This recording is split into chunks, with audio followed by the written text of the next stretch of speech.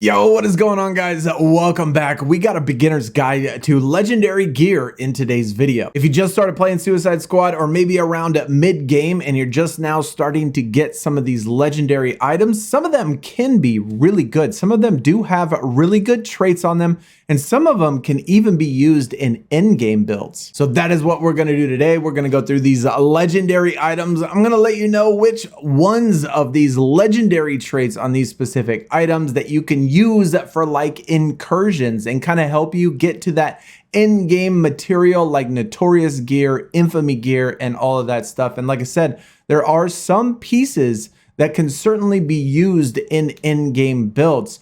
And I'm going to give you a couple pointers and hints on how this gear is actually, how it's actually organized, because it is a complete mess. The gear system, the gear management in this game is definitely needs some reworks. So let's kick this off and start with a couple caveats. One of them being, keep in mind of the date that I made this video. Now, in future patches, some of these traits could change and they could bump up some of the items. So if one particular, like today, if I say one particular item with one particular trait is trash, that's because today it's trash. It might not be trash later on down the road. And if one particular weapon is super overpowered, it might not be overpowered in later patches. So certainly keep that in mind. Also, another thing to keep in mind when obtaining legendary gear, your difficulty is gonna play a factor in how much and what type of legendary gear you can get. Now, at least as of right now, the difficulty level will go all the way up to invasion level +5. Now, if you're all the way in invasion level +5, you're going to get more legendary gear and you can get some master gear and you can get things like that, rather opposed to being on walk in the park and you might not get very much stuff. Also, another thing to keep in mind is I'm not 100% sure that I have every single legendary piece or that I know every single legendary trait. So if I do miss one or I haven't gotten one yet, please let me know in the comments. But hopefully this will give you beginners and maybe mid-tier people a better idea of legendary items that you should be searching for, whether it be, out in the open world or doing mission activities, or even through the Penguin, because Penguin does have some of them. Keep in mind, Penguin does not sell master items. So you cannot get master items from Penguin.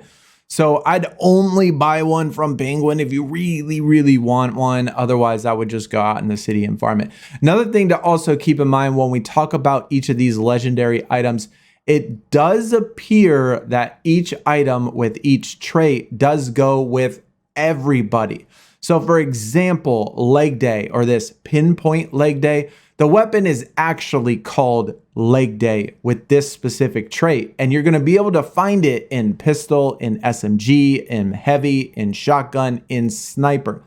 And so at least by all appearances, I haven't, like I said, I haven't gotten every single piece of legendary gear, but I have been tracking it on a spreadsheet. And it does look like you can find pretty much every single piece. And once we get into things like traversal, how they're specific to a character, that trait that is on one specific piece of gear on a traversal is also going to be available for all characters. So there's nothing that I have seen in legendary gear that is only for one single specific character or one specific weapon. It's pretty much for everything. So yeah, keep that in mind when we're talking about these traits, even though like this particular item, pistol, we're going to look at weapons first and look at the traits on weapons. Keep in mind that pistol, you could find this in SMG as well. So just because it says pistol, the name of it is going to change before leg day, just depending on the manufacturer, whether it be through LexCorp or Amertech or something like that.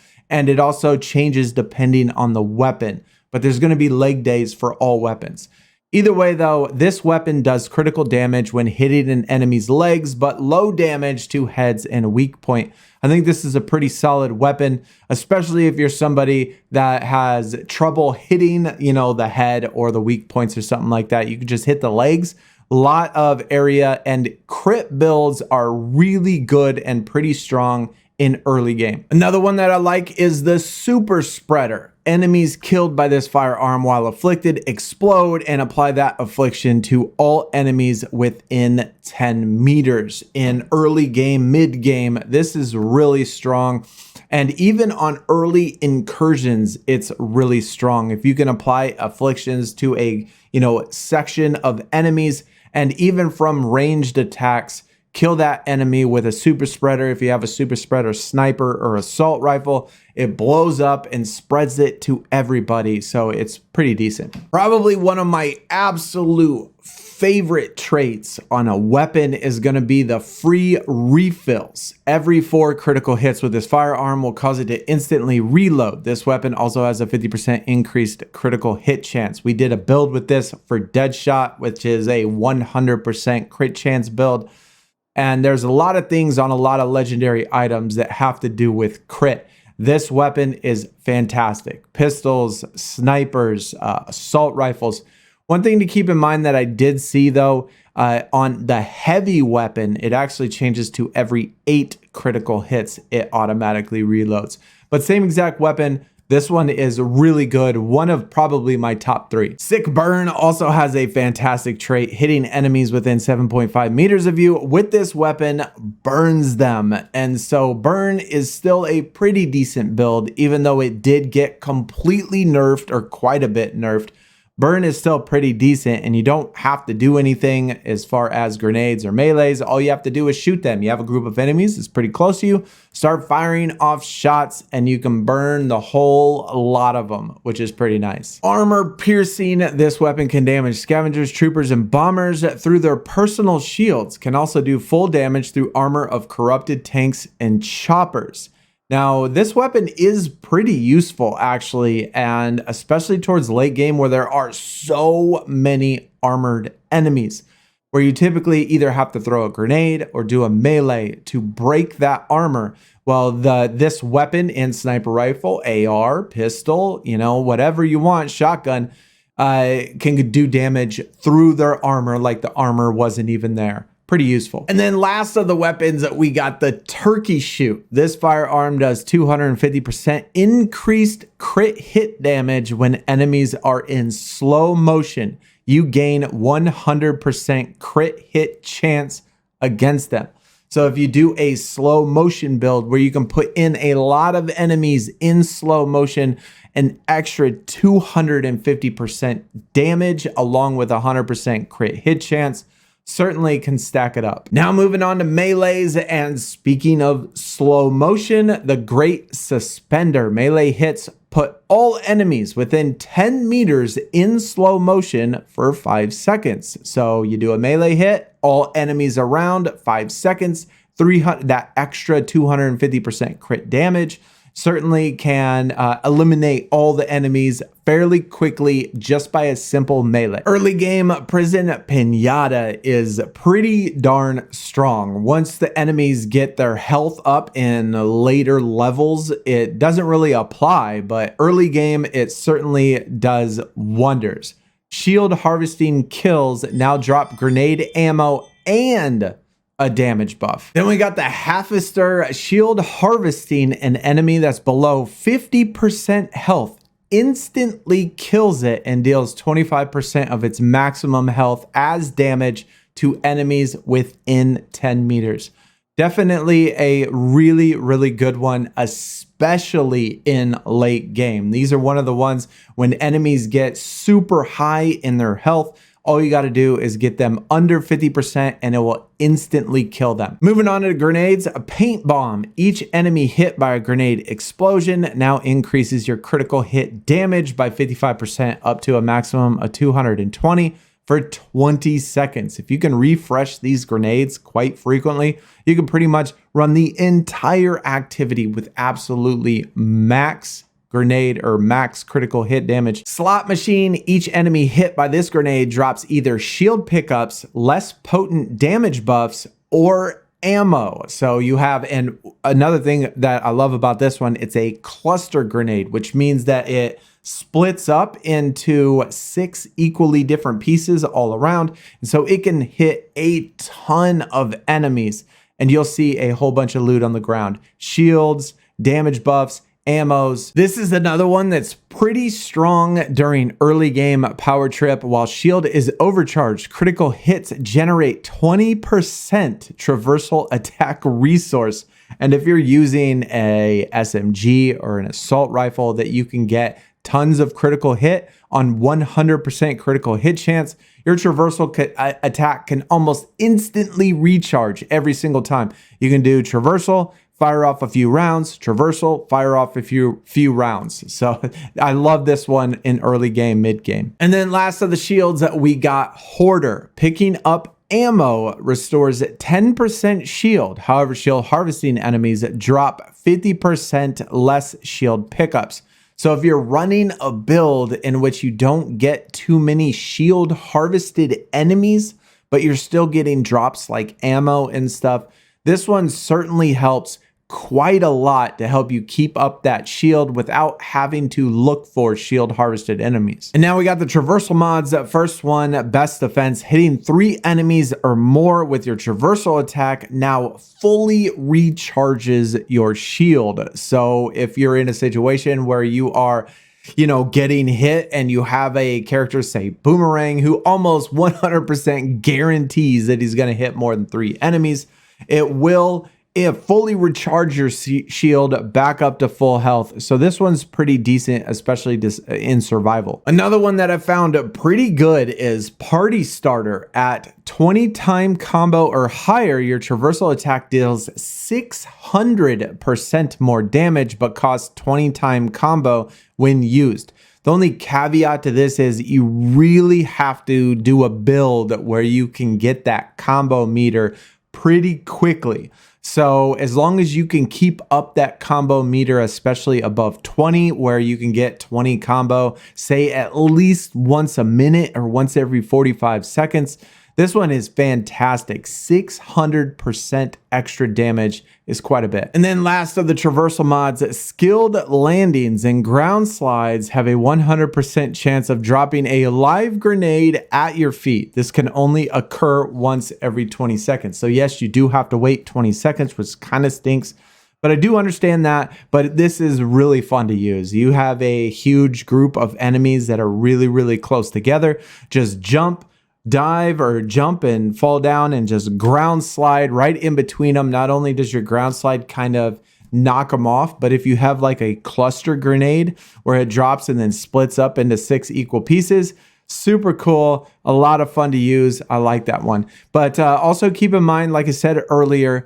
traversal mods and along with the melees, at least what I've found is that almost all of them, I would say, do have a equal counterpart with each of the characters.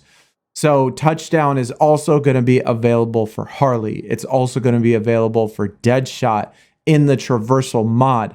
Now there could be some items that are specific only to a character, but I really haven't found any just yet. If you do see some, let me know in the comments, but I think they're equal for everybody. Neck bombs, first one, Predator, you deal 50% more damage to enemies that are below 50% health. So for example, if you could throw in a grenade and knock them down to half health, somewhere around there, really easy to get rid of them with that extra 50% damage. Dr. Crits, critical hits now regenerate 2% shield. This is again another one of the items we put on the Deadshot build that gives us infinite shield because every single one of his shots is a critical hit. Helps you keep that shield topped off all times. Now we got the Lucky Charms, and again, going with the crit builds because crit builds are super strong in early game, mid game, but critical hits grant 2% traversal attack resource. So if you have a build, like the Deadshot build where every single bullet is a critical hit, you can build up that traversal attack super quick. Then we got Crit Coin, successful critical reloads, increase your crit hit chance by 10% and your crit hit damage by 30% for 20 seconds, stacks up to 5 times. So maximum 50%, maximum 150% damage. And so if you have one of those items where the reload is super quick, around a second, you can certainly do critical reloads really quick And then for 20 seconds, you got a ton of damage. Death Proof, this is certainly an item that I would probably only recommend, I guess, if you're kind of struggling maybe with the bosses, at least with dying. Attacks that would ordinarily kill you instead revive you with 100% health and 50% shield. This can only occur once every 60 seconds. So every 60 seconds is every minute, which is pretty decent. I mean, you should be able to last a minute, which means that, you know, in a boss fight or something, you could revive yourself 3, 4, 5 times and not get counted as a death. And then last of the lucky charms, we got Boomtown. Each critical hit on a non-vehicular enemy adds a 10% chance for the enemy to drop a live grenade. So if you get 10 shots on him with a crit, guaranteed to drop a live grenade. And again, just like with the last one, with the slide one, this can only refresh every 20 seconds. But at least with this one, you can stay further away and shoot at a big group of enemies, get a bunch of crits, drop a grenade, blow them up. So those are what I would consider probably the best legendary items, and quite a few of those, especially if you get the master version of that item. I think you can use some of those in in-game builds. Now, again, keep in mind, how easy is it going to be for you to get this legendary gear? Well, a lot of it depends on game progression. What is your difficulty level set at? How far are you along in the story? How much of Penguin do you have unlocked? And all of that stuff. So there's quite a few things. Same with Raising Hell. You know, if you do Raising Hell, at least now after the patch, you can get some legendary items in there as well. So there's certainly lots of places to get legendary items with the activities out in the city and open world. So keep on the lookout, and trying to get those master items as well is what you really, really want. If you get some of these items that we've just mentioned in the master version of them, certainly really, really good and can be very useful later on. But let me know in the comments if I missed any items. I'm not, like I said, 100% sure that I have every single legendary item. I am making a spreadsheet, which I'm also going to make available for everybody, probably when I get back from out of town. I will have that spreadsheet finished, and I'll post it for public for everybody to look at, so you can check out all the different legendary perks and or legendary traits and stuff, and you can find, you know, which ones you like the most. But either way, hopefully you did enjoy. Hopefully this did help you and maybe gave you some, you know, things to shoot for when it comes to looking for particular items and particular builds that you are trying to come up with. Anyways, hopefully y'all are doing well and the patch didn't mess your game up too bad. I will have to say, even my game is worse. I'm having a lot more problems and a lot more bugs than I previously had before. Hopefully they get that fixed again, and more people can, you know, if you're having trouble, you could jump back on. But either way, have a great weekend, guys, and I'll see y'all again very soon. Y'all take it easy, yo. We're out. Peace.